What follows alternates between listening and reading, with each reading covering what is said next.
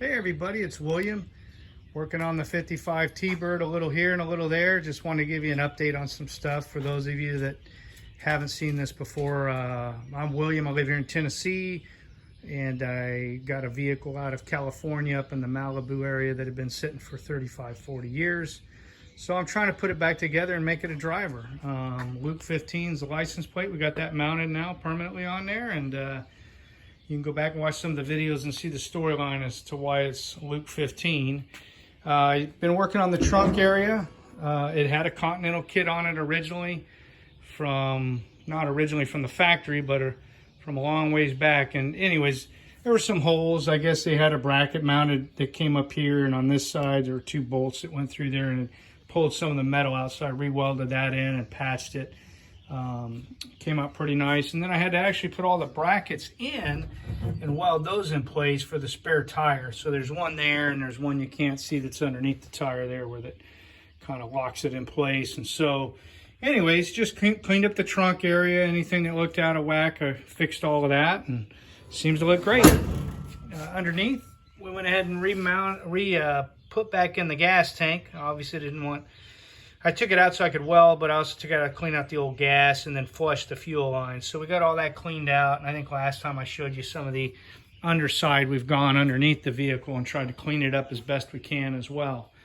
So the old saying, one step forward, two steps back. Well, here we are on the dash and chasing things down underneath. I wanted to figure out why the speedometer and odometer didn't work. And so I didn't see any deficiencies down below, so I pulled the actual dash out and instrument cluster and the tach out, and so I got them on the bench here, and we found what was wrong with those. Got the horn ring off, getting that repaired. So just a few things in there we need still to button up.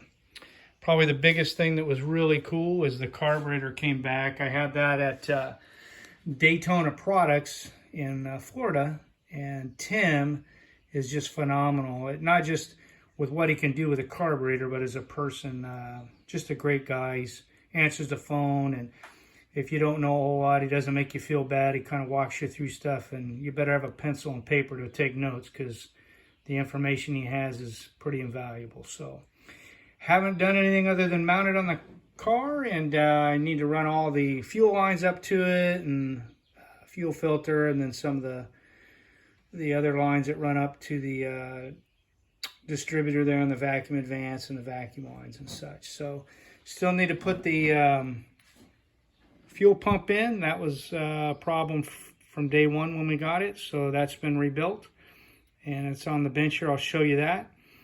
And just, a few other things. I got the radiator back in. I need to put the fan shroud around it, but I'm going to try to mark really well so you can see it with a timing like the timing marks and such. But just doing a little here, a little there, trying to take my time and make sure I detail stuff and not just kind of slap it back together. Here's the fuel pump over here. And again, it was pretty much brand new. I have a receipt. The guy I bought it from, when he pulled the car out, he had one put on. So it's an aftermarket one, but it went bad. The fuel in it had sat even after he had fixed it up for 3 or 4 years or longer, and so it kind of swelled all the gaskets. And so a company called Then and Now, you can look them up online, Then and Now Automotive, they make their own kits. And again, another older guy that when that knowledge is gone, I think it's gone, but he has great videos, helps you figure out how to put it all back together and sells you the kit. And so everything bench tested good, so we'll have to put that in and see how it works. I'm excited to do that. And here's the instrument cluster. Interestingly enough, again, as I keep saying throughout videos, that this car, just even off receipts, sat. Engine was rebuilt and never made it 500 miles. And you looked at the tach and the odometer, and it wasn't working when I got it. But the problem ended up being a little bit of rust down in the mechanisms, and there was a way to oil them. And it took a while. I put a little oil in, let it sit overnight, and then put a little more and a little more, and then start working it back and forth. And so now it seems to be operating properly.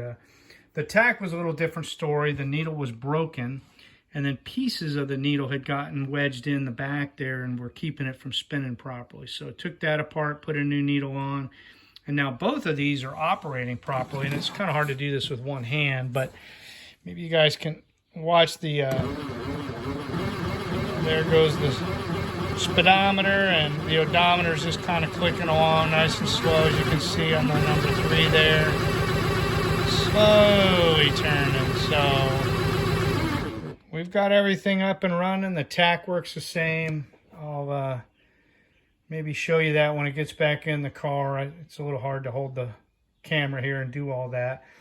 One thing I wanted to end with is a little bit of rust kept this thing from doing what it was designed to do. And interestingly enough, I think the analogy of the bridge between this car project and what you read in the Bible is anxiety and worry is the rust that keeps us from being who we were meant to be, who God created us to be. And Jesus asked us to put our hope and trust in him.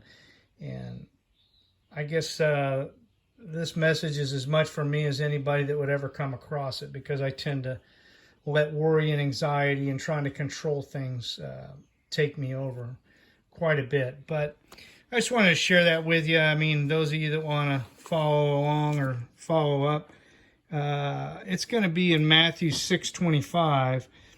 God talks about don't be anxious. And, he basically says, therefore I tell you, do not be anxious about your life, what you will eat, what you will drink, nor about your body, what you will put on. Is not life more than food, and the body more than clothing? Look at the birds of the air, and they neither reap nor sow nor gather in barns, and yet your heavenly Father feeds them. Are you not more valuable than they? And which of you, by being anxious, can add a single hour to the span of his life? It goes on to give other examples, but honestly, I just wanted to share that message with you. I probably should read that daily, and that is something that I pray on. But hey, listen, I hope the car is exciting. I hope it's going to get back together here, and maybe we can fire it up in the next month, doing a little here and a little there. But till next time, you guys take care.